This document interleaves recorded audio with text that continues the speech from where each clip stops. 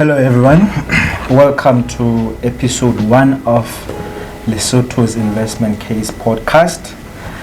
This is a show that seeks to narrate the storytelling of Lesotho's economic environment, that speaks to Lesotho's investment opportunities, that speaks to broadly the entrepreneurship landscape in Lesotho.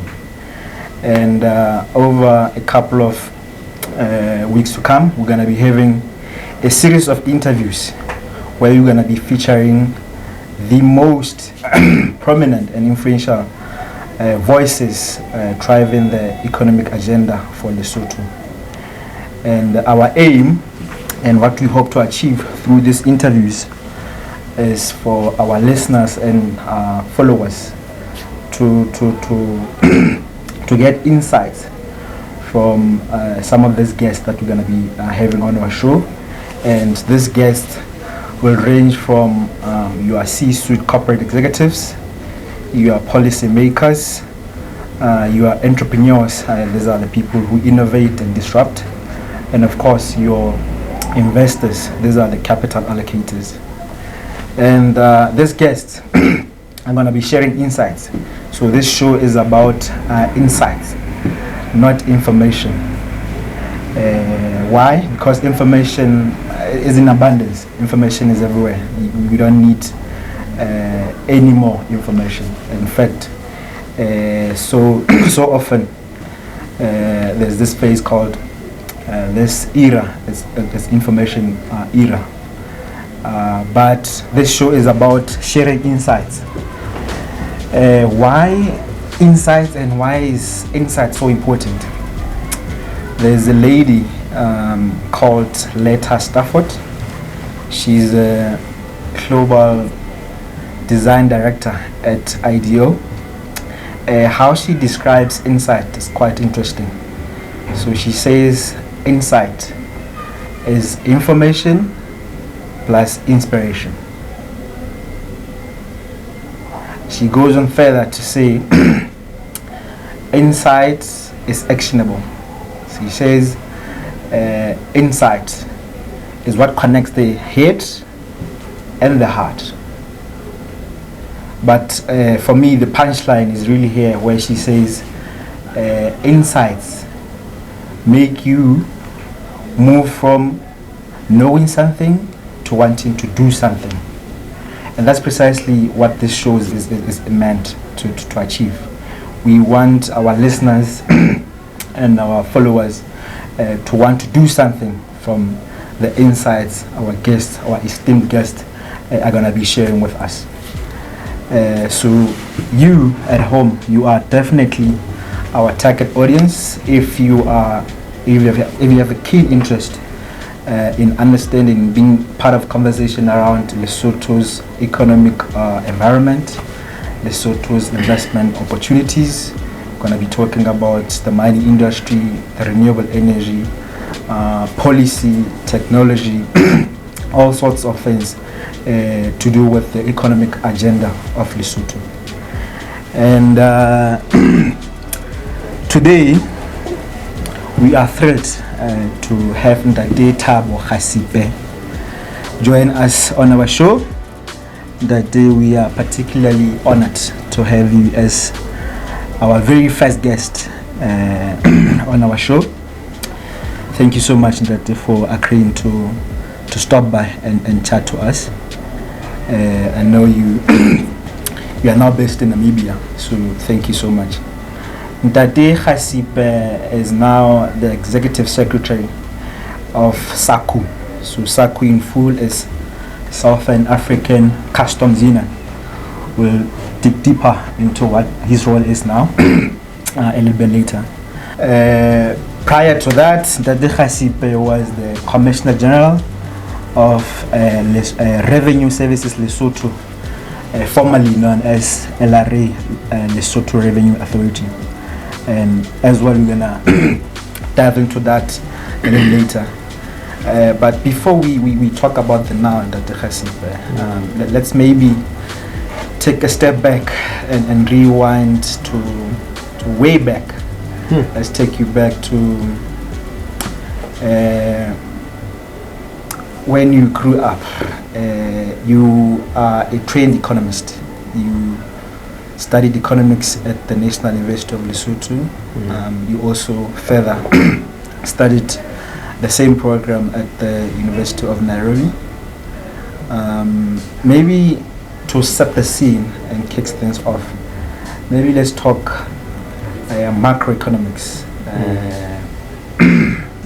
Where we are at the moment, a lot of moving parts, globally, continentally, and even back home locally. We have inflation at record high, and of course it's starting to moderate this year. We have interest rates at multi-year highs, because obviously the monetary authorities had to respond to the runaway inflation.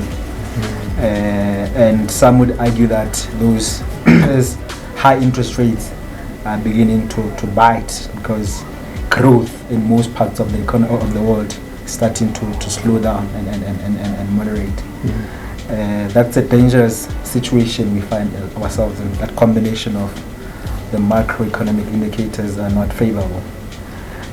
What's your read of where we are in terms of the big picture, maybe globally, and then you can drill it down to the continent, maybe spend some time on the SACU region, and just paint an economic picture for us to kick things off.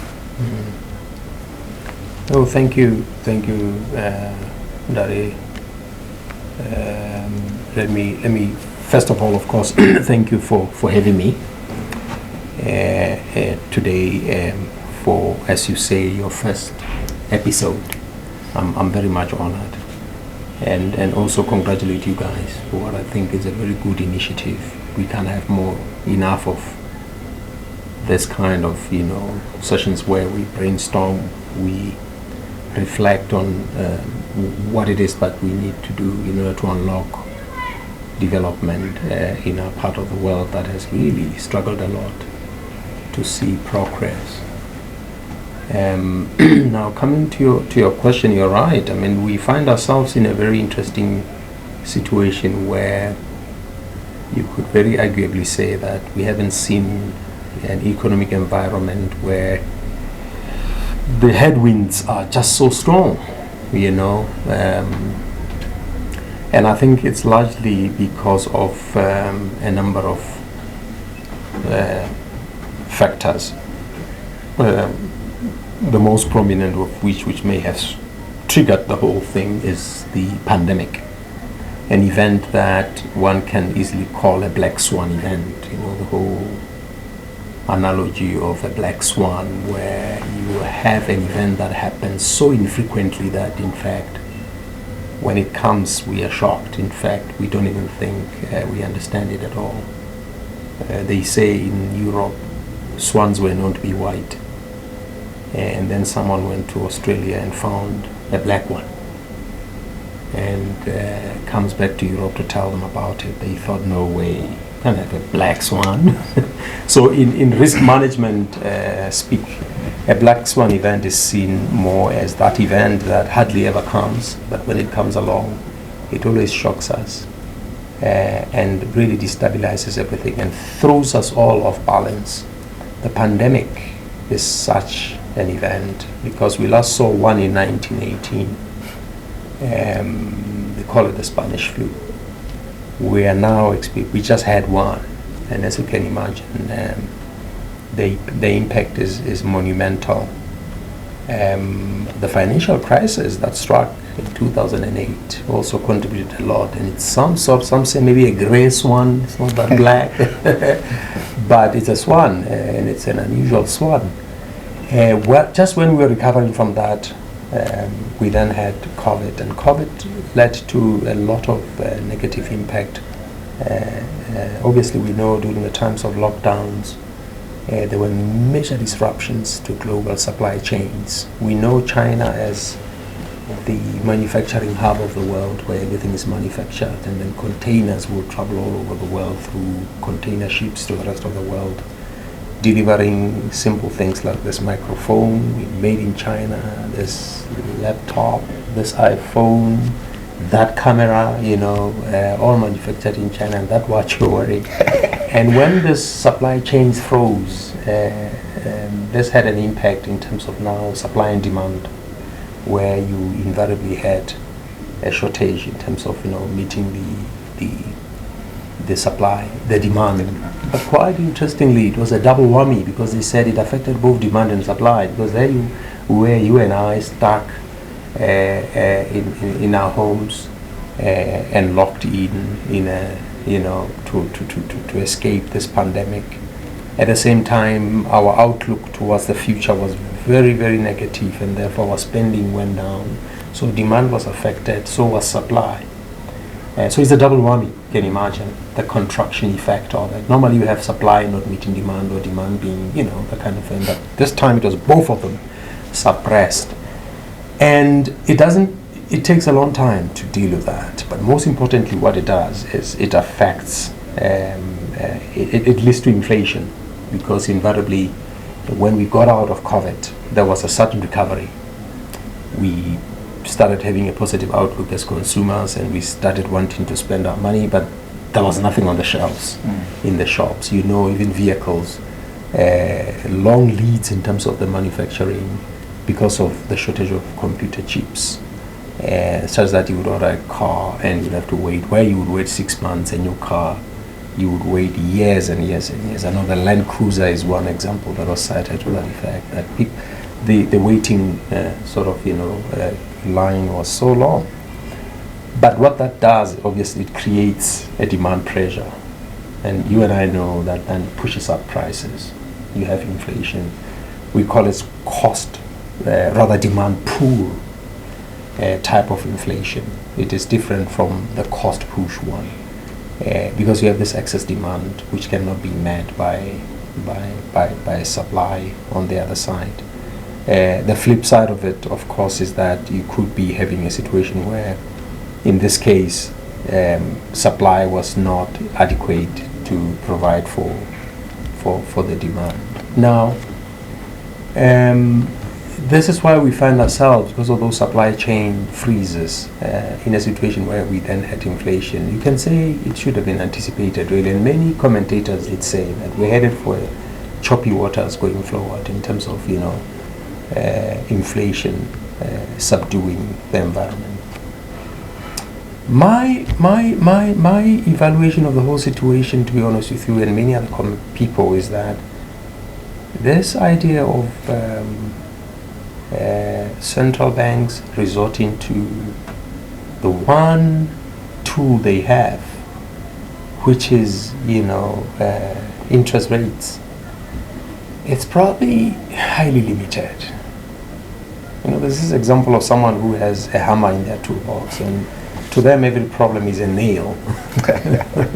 Classic. I think our central banks can be accused of that. They have a hammer called interest rates.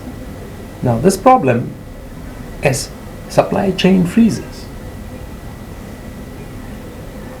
How does increasing interest rates help unlock the supply chain freezes? I mean, in Durban, I saw it with my own eyes. When you're in Durban, you see ships waiting ashore, waiting to dock to unload the stuff. Some ships take 2 months waiting there, such that it takes longer for a ship to leave China to get to Durban than it takes to, once it arrived at Durban offshore, to then get into dock and unload. They wait 2 months literally for their turn. Why? Because during COVID you had ships that were stuck, containers that were not moving and stuck.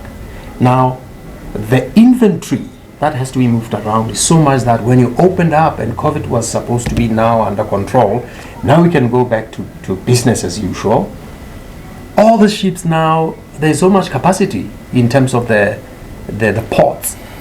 There's so much capacity in terms of processing of the containers at our ports, and therefore it takes time to get rid of that excess inventory inside the supply chain itself. And increasing interest rates when inflation is high because of that factor for me it sounds like a very blunt tool. If anything, one could very well say, is this even adding fuel to the fire? You know what I'm saying? Because honestly, I feel like if there's anything consumers need relief, clearly when you increase interest rates, you are targeting demand on the other side to say, let's sort of manage the demand. The assumption is that there's too much money flowing around, there's too much exuberance, there's too much spending, and therefore I need to sort of make money more costly so that people can stop borrowing and stop consuming, and then the ripple effect works, and then you can now balance the demand and supply of money, because interest rates are what except the price of money, really. And when you increase the price of money, you are reducing the demand of money, I feel that's not where the problem is. And unfortunately, that's the neoclassical framework. It leads us to this one-size-fits-all kind of solutions where the problem, it's almost like we treat an economy as if it's a machine, like a washing machine. There's a manual, Another big problem with that, an economy is not a machine, it's not a washing machine, it's not this iPhone, it's not this laptop where there is a manual. If this thing breaks down, you take it to the guy who does repairs. He has studied what there's a repair manual. They will say, okay, let me test this, that if I do this will happen. An economy is not a complicated, but rather a complex. There's a difference.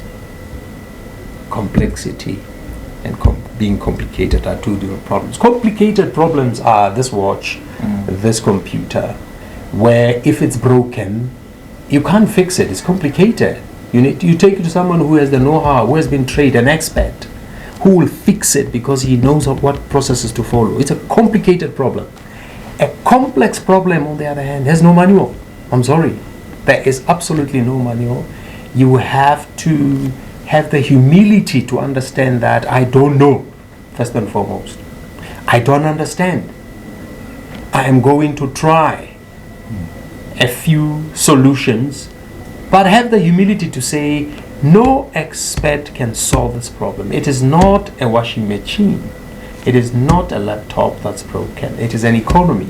And therefore, enabling yourself to have the humility to delve in with humility, study whatever the moving parts are, try the solution, have an attitude towards learning, to say, I will learn as I do, I will learn as I go. It's an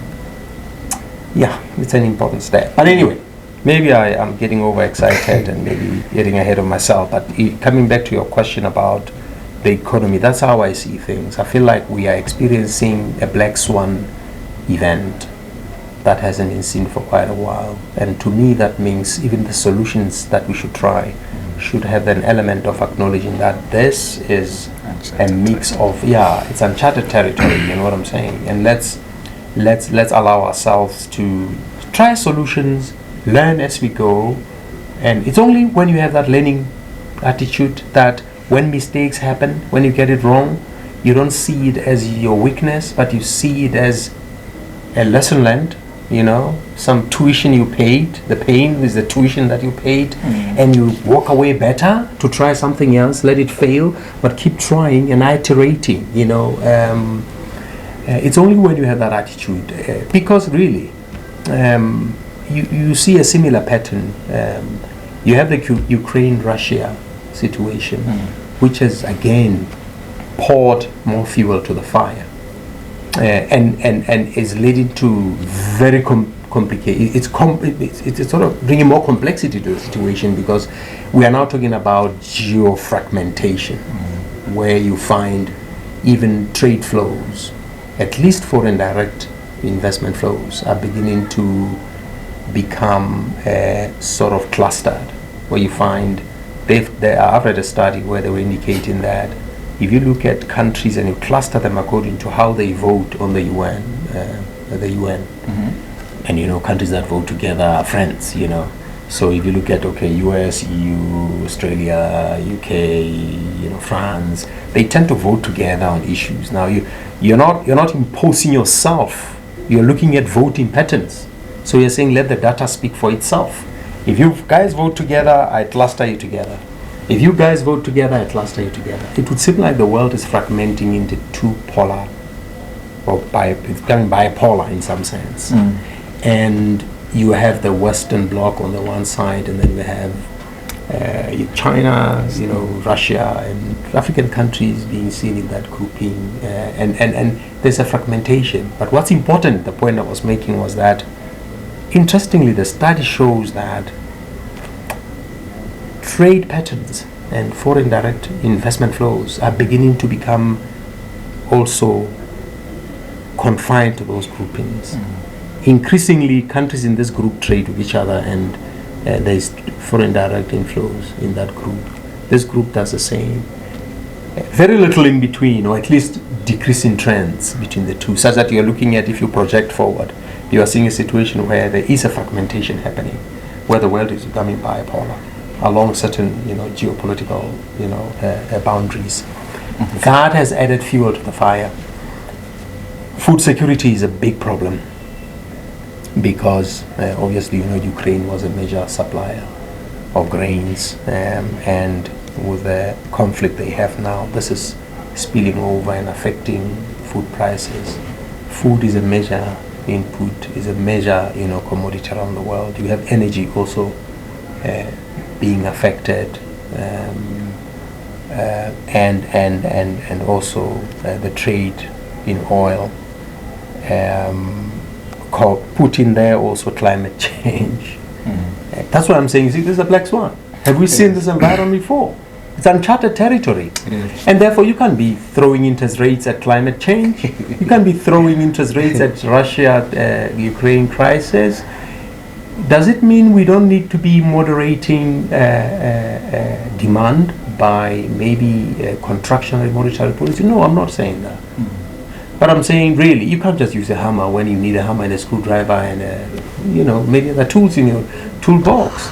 It's not a monetary problem only. It is fiscal, it is political, it is climate change, it is leadership.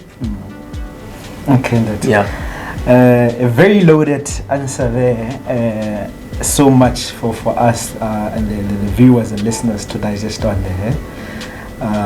Certainly, my take is it's worth a discussion whether our current the current intervention or the interest rates that the monetary authorities globally are applying to curb the supply side induced inflation, the appropriateness of that intervention. It's certainly worth a discussion.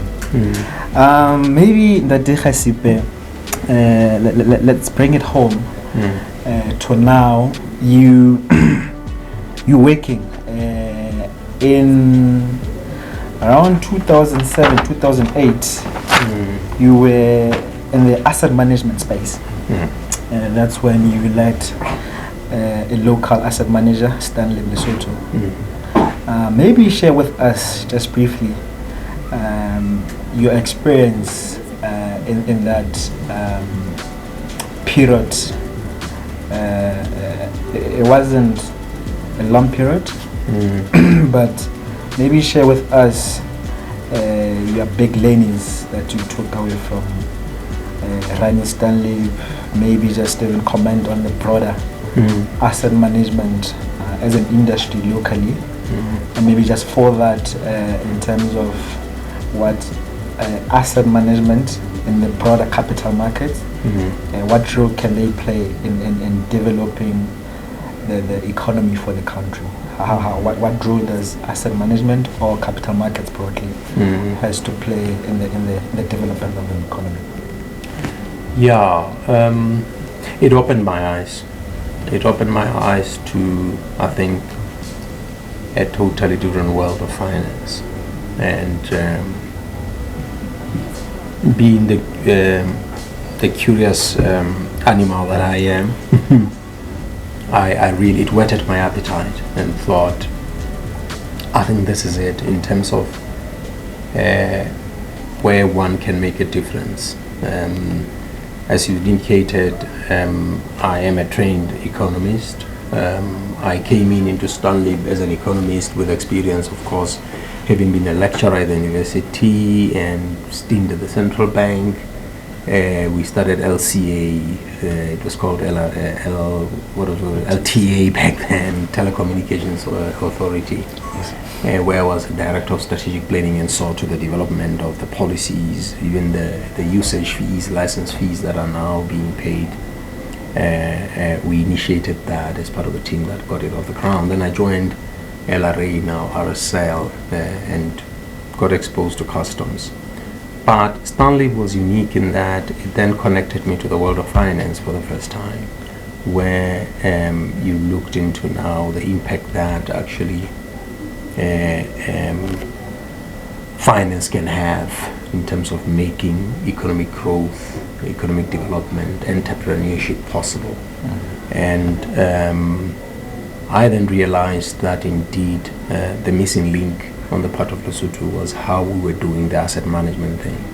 I walked away with a very clear, I think, idea that we really, as Lesotho, were merely a place where we just gather assets and then we direct them to where they do actual development. Because you'll recall, even then we started a conversation about maybe having some local minimum asset, deployment. So that your pension fund, for example, for the civil servants or even others, really there should be a law mandating them to invest a certain minimum locally, because people don't realize that when you go to Los Angeles and you look at Los Angeles, you see tall buildings. Or you go to Harare, you see tall buildings. Or you go to Sandton, you see those beautiful buildings, and you're like, wow, these people, what do they have that we don't have? You think they're so smart. When shall we ever have tall buildings like this beautiful infrastructure? The difference is what? It is just how they manage assets. It really boils down to that. And pension funds have a big role to play in that respect. A lot of our pension fund assets are gathered in Lesotho by South African-based, entities, who then directed to Sandton to develop property market as an investment vehicle. Sandton itself actually is an example of what pension fund assets can do, because it's actually pension fund assets that made what it is. And we tend to think maybe these people have money and they were born with the money. No. Money is about you understanding it and being able to then know how to harness it and how to direct it and focus it to that which you want to achieve. And focus is one thing. And asset management is actually the process. And I think Stanley opened my eyes to that. To an extent that I'm one who sometimes when I come across something and I feel it makes a very big impression on me, I want to learn it more and understand it more. When I realized, for example, and I'll come back to this, when I realized at LRA back then as a commissioner of customs that, I'm no longer an economist, I now manage people. I've got people scattered all over the country at the border posts, and they're looking up to me. And I thought, wow, but I'm just a mere economist. I understand demand and supply, and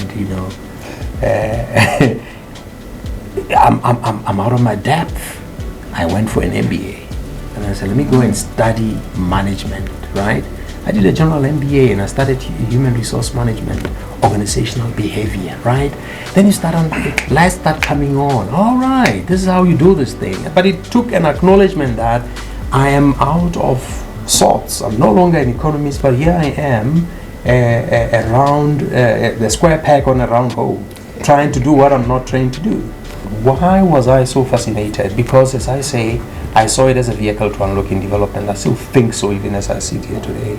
And talking of the role that capital markets, asset management plays in development, it is everything. Because it's about, I think, allocative efficiency of capital.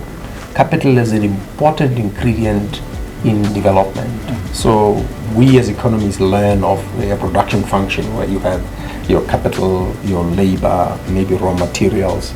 There's always technology also you combine together, and the best way you combine them is called productive efficiency, because there's still that. You can have the capital that people the raw materials, but if you don't have allocative efficiency, total factor productivity they call it, you will still find yourself in a situation where countries like Lesotho are still suffering because of the efficiency with which we do that process of production. But I'm saying capital, be it physical capital, financial capital especially, is very important. And asset management, capital markets allow the allocation of capital to its best use, where it earns the highest return. Because you can actually have capital, you can have our development finance institutions do in developing countries allocate capital, and they give maybe credit facilities on very concessional terms, but you have to wonder whether we are taking it to its most effective use in terms of who is standing behind the entity that's being financed. Public capital markets, your stock exchanges, seek to achieve that too. You have the JSE, where you and I, as people with little capital, look at the stock exchange, listed companies, and decide where to take our money. Which horse do we back? If I love this company, I buy their shares. That appreciates their share because I've voted with my money. You do the same, their share increases, their value increases, the shareholders gain. I'm now a shareholder too. We get a dividend. It's a win-win situation. But if the company starts flopping, we also start losing together. But the trick is to realize that capital markets have a limit, I think, for countries like Lesotho that are so small. We don't have the market depth and breadth to support a proper capital market. Just as, for example, we don't have the market depth and breadth to support a Mercedes-Benz dealership. Yeah. You know what I'm saying? Guys, why should I come and open a dealership? Lesotho is too small. I'll sell you from Eastern Cape or Bloemfontein, wherever it is. Similarly, for capital markets, I have serious doubts about our ability to sustain a proper capital market, because a capital market needs liquidity. I need to know that when I buy a share and tomorrow I want to sell it, I'll find a willing and able buyer to then buy it from me without me having to incur a significant discount.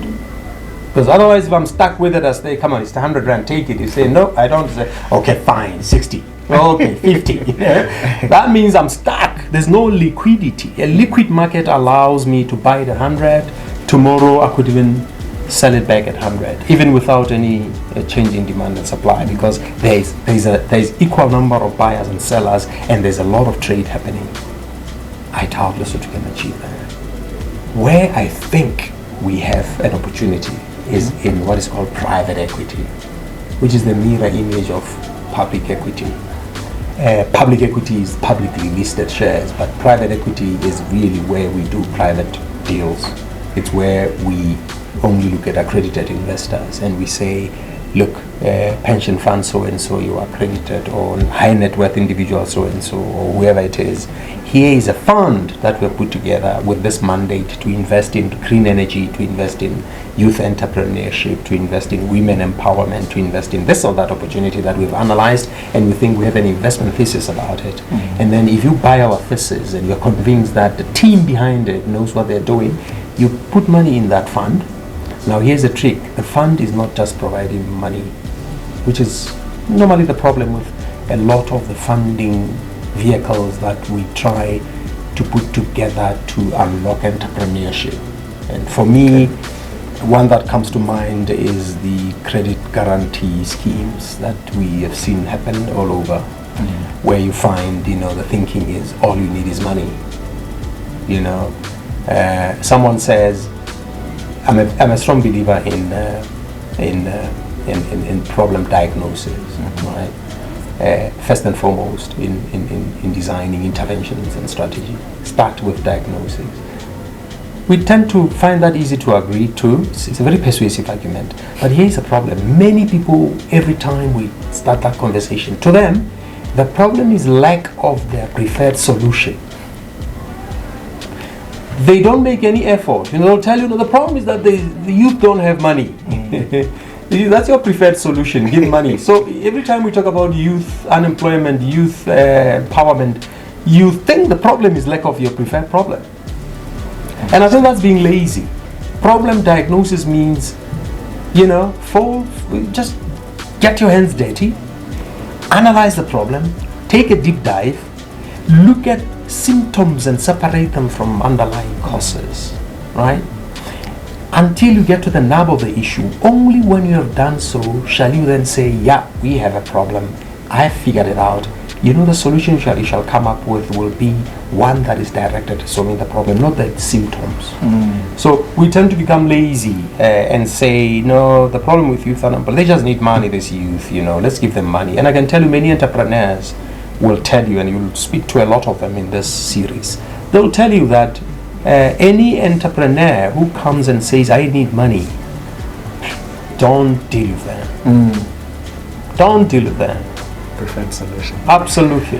The idea is you must have demonstrated the capacity and the capability and the hunger and the fire in your belly to be successful in whatever that you're doing. You've really tried, and you have some milestones that you can show even without money what you've done. That's where private equity fits in. Private equity is not just throwing money. It looks for talent. It looks for know-how. It looks for the people who have the fire in the belly, who have it in them, and says, you know what, I sit here as Khasipe, I can tell you, I'm not entrepreneurial that much. I've been an employee really for the rest of my life, So I'm not gonna start fooling myself and think I can be the guy who has been on the street and doing this thing for the last 10, 20 years. But what I can do is maybe design a policy environment that says, find that guy, back that guy. But finding that guy is your problem. Fascinating indeed. Fascinating indeed. Yeah. My key insights here, or takeaways, is that in any problems or issues, first principles is the best way. You need to get to the core of the problem, diagnose it. Absolutely. Secondly, capital markets definitely has a role to play in the development of the economy. But what's critical is that capital market is not your stock exchanges, your asset managers. Those are components of it. It's more broader. There's private equity, there's venture capital. Absolutely. The trick is finding that efficiency to allocate capital. Fascinating that. Now let's move into the next chapter of your life after that. You went into international relations. You were appointed as an ambassador of Lesotho to the state of Kuwait. I started in Egypt, the Republic of Egypt, 2 years, and then ended up in Kuwait. Okay. Yeah. Thank you. It's Middle East, it's North Africa. It's a very different culture, very different place, unique in so many ways. Just curious if you'd share with us how different was it living on that side of the world. But if you could just, in your response, fold that into one of the mandates while you were there, which was to promote trade and investment between Lesotho and the broader Middle East and the countries you were appointed to. Maybe just talk to us a bit about that time between, I think, 2008 to 2014. Yes. No, look, it was a fascinating, yet another experience, honestly. International relations, yes, first and foremost. But also, increasingly these days, we talk more about economic diplomacy, even less of political diplomacy, especially for small countries like Lesotho, that really may find it very difficult to make an impact in terms of the global political landscape, in terms of what view you hold or what agenda you drive. You can speak, but normally you are able to speak as part of a grouping of small states, small and vulnerable states, or LDCs, or Africa, whatever grouping it is, or even SACU or SADC. We tend to find voice if we speak with one voice because of how small we are in the grand scheme of things. And therefore, when you start looking at bilateral relationships, it tends to boil down to economic diplomacy, trying to, ignite trade flows, foreign direct investment flows, either way. And that became my focus when I left Lesotho. I found Egypt to be a little bit challenging initially, from a point of view of that, from a cost benefit point of view. I found the Gulf to have been a much, perhaps, a sort of, I think, prosperous region with a lot of opportunities for Lesotho. And I don't think I need justifying to anybody that, United Arab Emirates, Saudi Arabia, Kuwait, Oman, Qatar, and those countries in that region would invariably be better than from investment and trade flows, wealth, prosperity, and even demonstrated relationships in terms of assisting Lesotho with, for example, our airport here having been initially constructed by the Kuwait Fund, and them contributing into the Midolon Dam together with the Saudis and the OPEC Fund. So I thought, and I made a recommendation that we move our mission to closer to the Gulf, and the then government fortunately agreed, and we moved the mission to Kuwait, which is now the Gulf.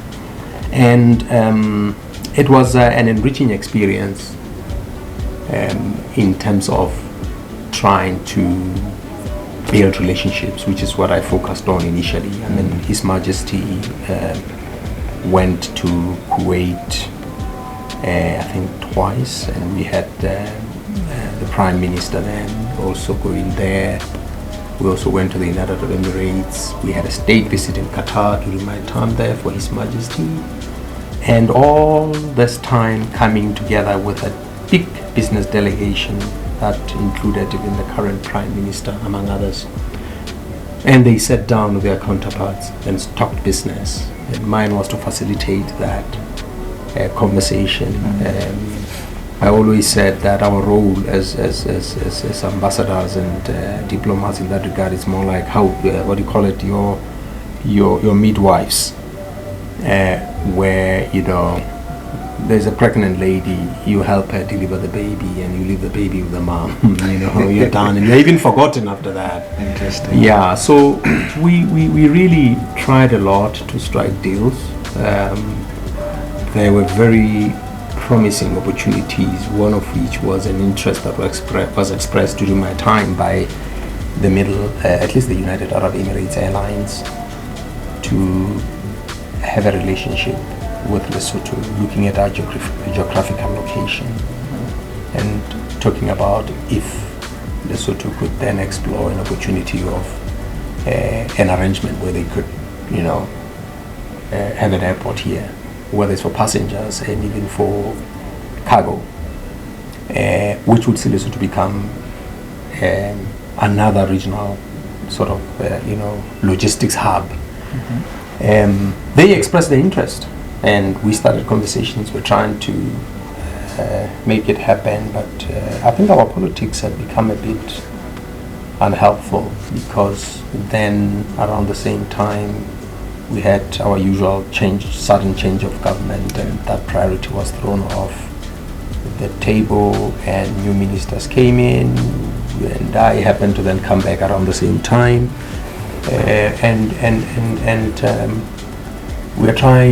we've been trying to help governments after government from a perspective of that experience, to link them up to that opportunity. But that's one of the major opportunities that one was chasing. But I'll tell you one thing though, what you find is that in as much as you can try and open up channels of trade between two regions, two countries, and foreign direct investment, we always have to be cautious not to think we can copy paste their models of development. And I go back to the argument of always diagnosing your problem. You can't mimic other countries and just think you can take a script from Singapore, take a script from Dubai, take a script from wherever in the world and come and replay it in Lesotho, and then voila, you have development. No. You have to analyze your situation, you have to diagnose your problem. And I'm a firm believer in that. And it's only when you do that, and you then do the honest thing of not looking at your preferred problem. You know, I think the problem is that we score low on the ease of doing business. You know, the World Bank will come, or not just the World Bank, let me not pick on them. You have a lot of the multinational organizations and NGOs will come with some model, their own model of development that is very similar in all parts of the world. And they say, look, if only you did this, you will develop, right? If only you scored high on this index. Some will say, look at institutions, sort out your institutions. And if only you did your institutions, you succeed. But the problem with them is that there is absolutely no attempt to diagnose the situation in Lesotho to say, let's step back and say, what is happening here? What ails you? You know, it's like a doctor who just sits in there and he thinks everyone has a cold. Right? You come in, headache, he prescribes the same thing. I mean, it is that disheartening. So you cannot therefore copy what they're doing in the Middle East, which is something I'm always conscious of.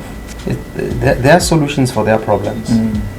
Try and have trade links for indirect flows to try and maybe solve your problems, but you have to understand your problem, because they can come here and bring their money and do with whatever they like and make money out of you and go and leave you empty-handed. You know what I'm saying?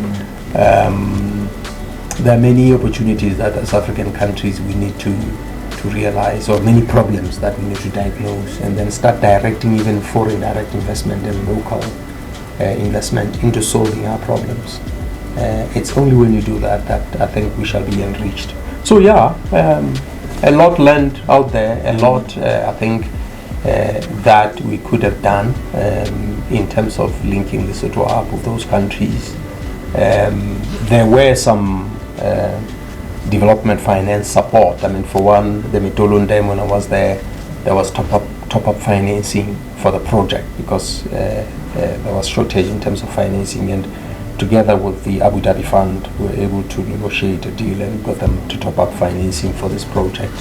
You know, the Kuwaitis were building a road between Tabatzeka and Lesotho. Unfortunately, due to our inept, I think, again, administrative and implementation and delivery capacities, that road was swept away even before it was finished. So it's a soft loan as it is, but it's for a road that doesn't exist because we did not implement well. But we achieved a lot.